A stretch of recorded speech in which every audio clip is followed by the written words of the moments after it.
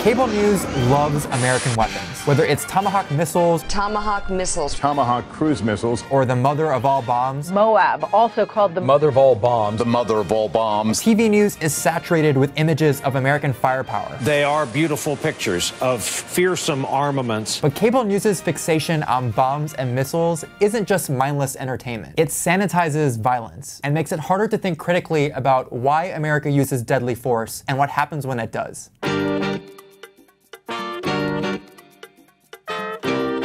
If you watched even 5 minutes of cable news last month, you probably saw this.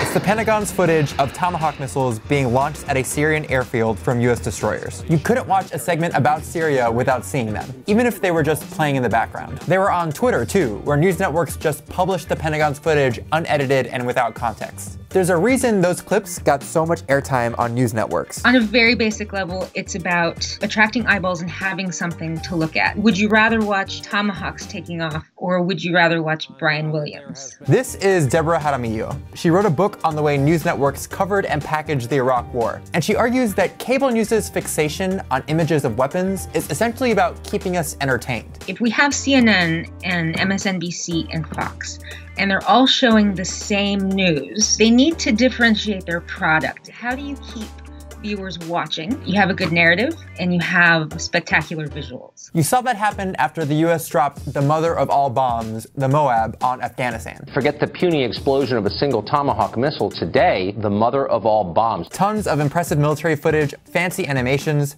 and segments explaining how the bomb works. One study found that CNN aired almost an hour of MOAB test footage in the 6 hours after the story broke. You can almost hear the Team America theme song playing in the background.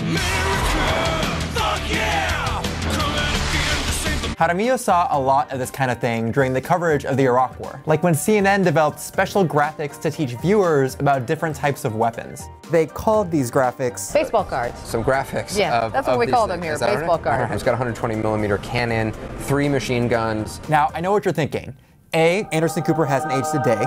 And B, who cares? Of course cable news is going to talk about weapons in wartime. The problem is, when corporate media sees weapons as a product, they run the risk of sanitizing and even glamorizing tools of violence. You could see this most clearly from NBC's Brian Williams, who fawned over the use of Tomahawk missiles like he was trying to sell them. We see these beautiful pictures. I am tempted to quote the great Leonard Cohen, "I'm guided by the beauty of our weapons." But the truth is, he wasn't the only one giddy about the use of force. CNN and News Network basically ran an infomercial for Tomahawk missiles. This is the newest version of the missile. Tomahawk can fly 1,000+ miles. Each Tomahawk weighs about 3,500 pounds.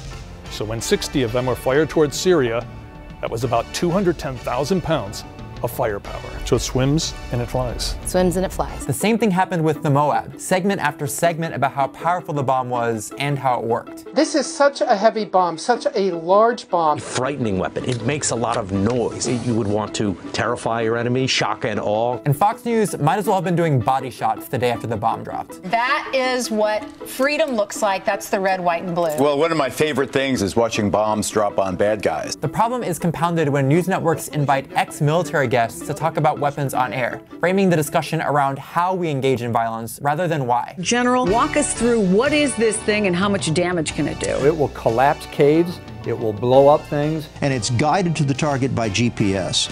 So it's accurate.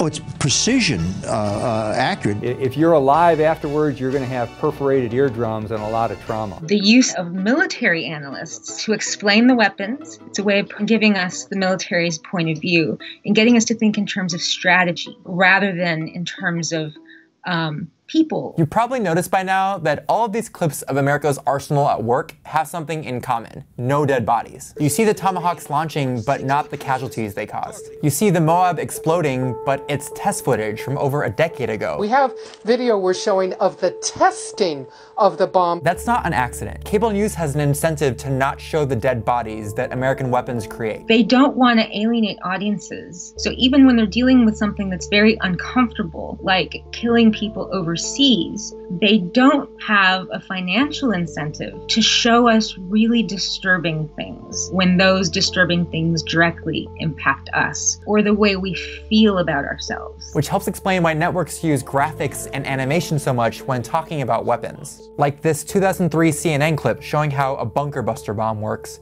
You see crates and barrels being destroyed, but there are no animated figures being blown to bits, right? Further removing viewers from the actual lethal consequences of these weapons. Now, I know by this point I probably sound like an anti-war, tree-hugging beta male. Yep. But this kind of coverage should worry you, even if you think these specific strikes were justified. We can't make informed decisions about if and when to use military force if cable news is selling us a glamorized version of what violence looks like. If we're focused on the weapons and focused on how mighty our military is, then we're not thinking about the consequences. We're not thinking about what happens when those weapons actually hit their targets. When you see someone like Brian Williams fawning over Tomahawk missiles, he's not being a monster. He's showing what happens when tools of violence become disconnected from their real consequences. When corporate media treats weapons like a product to be packaged and sold for higher ratings.